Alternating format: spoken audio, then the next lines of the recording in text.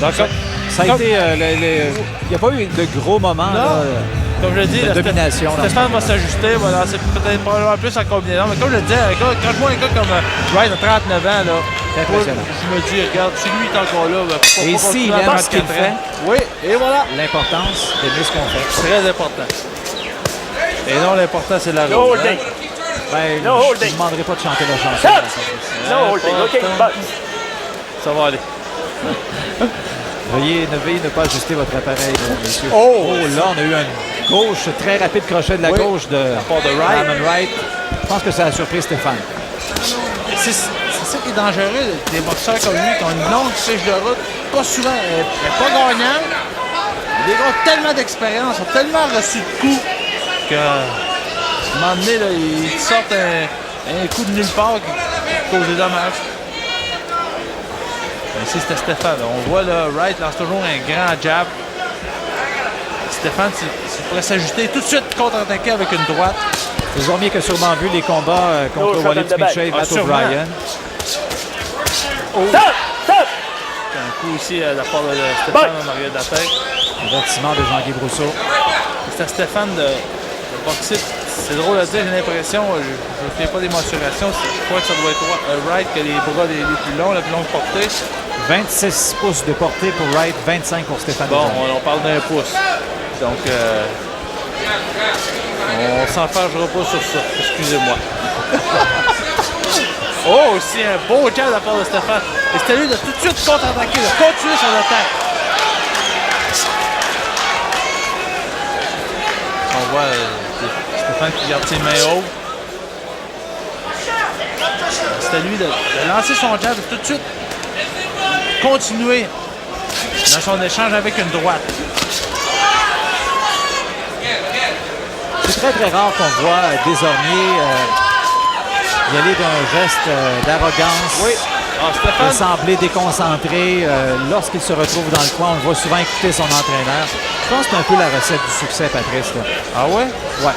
Honnêtement, là. OK, là, prends-le pas personnel. C'est drôle que tu me dises ça en me regardant et en riant. C'est correct, je sais. Je regardais le combat aussi. OK, non. Ah, le combat te fait rire. Oh, ici, il y a une coupure sur l'œil droit de Desormiers. On voit un peu de sang. Non, c'est vrai que j'écoute pas souvent dans mon coin. Mais ça va changer. C'est l'important. Outre la rose, c'est ça aussi l'important. Je rappelle que c'est prévu en 6 ce combat chez les mi-moyens. Je crois qu'il y a une coupure... il y a un peu de sang sous l'œil droit de Desormiers ou encore une éraflure. Ça n'a pas l'air majeur. No shot on the back. Ça te fait dans le dos. On entend Jean-Guy Brousseau dire pas frapper dans le dos. Là, je vous assure que ça y a eu un coup simultané. Et ça a cogné fort des deux côtés. Là, je vois qu'il y a eu un coup de tête. Wright semble se plaindre de ça. Bon, on va revoir ça à la reprise, j'imagine, dans quelques instants à peine pour confirmer. Dans le coin de Damon Wright, si on se souvient bien, c'est le même entraîneur la dernière fois que Marc Remzi avait eu une petite escarmouche dans le centre du ring. Alors, revoyons ce qui s'est passé lors de ce deuxième round. Desormiers qui s'essuie, on a vu le dessous. On peut voir que c'est d'après moi la coupure ou la blessure. Oh, il a eu un coup de tête. Belle gauche, direct la gauche, directement sur la mâchoire de Damon Wright.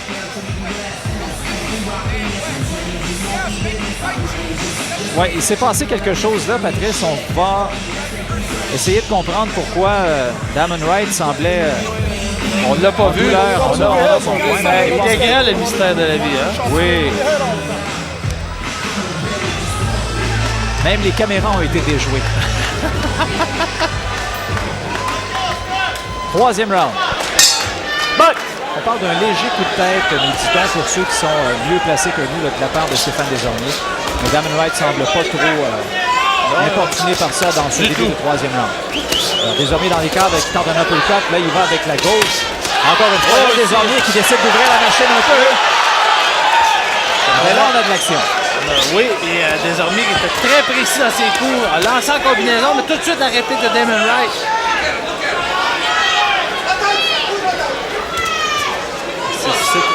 Présentement, c'est important pour Stéphane de continuer ses attaques, de répliquer tout de suite, afin que Damon Wright se dise ne puisse pas être en situation de confort et pouvoir lancer des coups. Je pense que Stéphane a donné un petit message d'avertissement là, pour amorcer le troisième round. Oui, mais là, il faudrait qu'il poursuive avec ce rythme-là. C'est ça, c'est bien beau le message, là, mais à un moment donné, il faut se rendre au destinataire.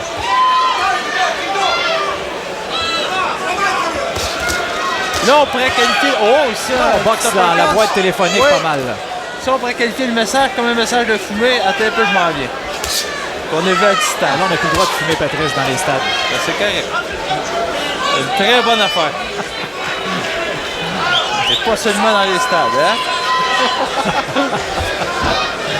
Là, tout de suite, on a vu une hésitation de la part de Desormiers. Il aurait l'avantage à continuer, à lancer son attaque. On peut entendre les gens là, mais désormais, ses partisans sont toujours fidèles au poste. Et là, Stéphane, j'aime pas beaucoup la façon dont il se déplace le dos au cadre. La situation d'être attaqué, peut-être... Tout à l'heure, quand Desormiers dans son attaque, ça faisait penser un peu de la façon dont Walid Michel lançait ses attaques contre ce même Wright et avait mis fin au combat. Et là, ça, je le dis encore, j'aime pas beaucoup la façon dont Stéphane bat. C'est ce que Stéphane Desormiers fait le mieux lorsqu'il y va avec ses fameux crochets et qui, après ça, amène à un uppercut exactement comme on vient de le voir. Ça, c'est sa recette gagnante. Et ça, je vous assure que M. Wright vient d'avoir une signature de Stéphane Desormiers. Mais tout de suite, c'est à Stéphane de continuer ses attaques. Tu lui fais mal, tu lui touches, continue à attaquer.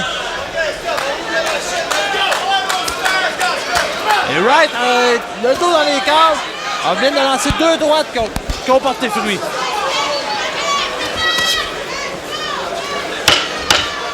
Et là, ça serait une belle combinaison pour présentement. C'est des crachats au corps tout de suite à droite à la tête pendant que Wright descend. Ici, on a encore vu la gauche bien placée de la part de Damon Wright qui se présente toujours à chaque combat qu'il est impliqué en effet, à Montréal jusqu'à maintenant. Je pense qu'on n'a pas été déçu une fois là, de son opposition.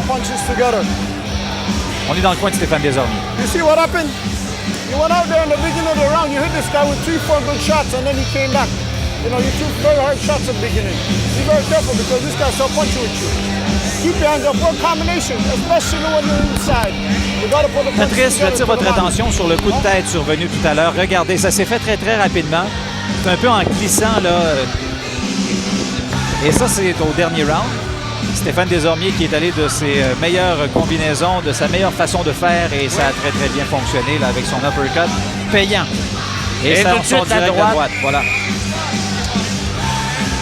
Toute une soirée de boxe au Stade Uniprix, organisée par le groupe Yvon Michel. Fort succès. Est-ce que tu m'aurais vu dans un ensemble comme la demoiselle Fortin, l'ensemble Baudouiseur? Écoute, Patrice, je préfère m'abstenir de ces commentaires.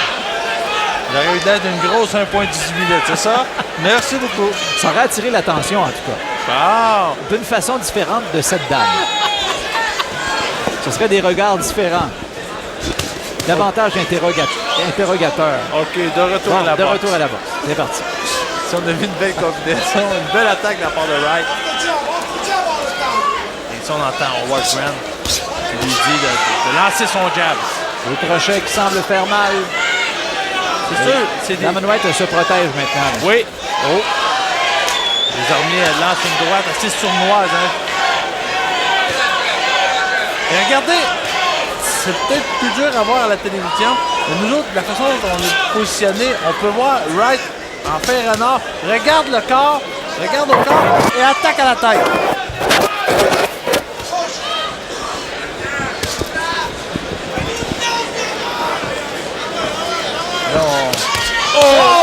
Et là, c'est bien attaqué par Stéphane Desormiers. Qui attaque en uppercut. Et il a vu la, la réplique de Damon Wright. Et tout de suite, Wright a tenté de lancer un coup et Desormiers a répliqué en contre-attaque avec un uppercut qui a touché assez.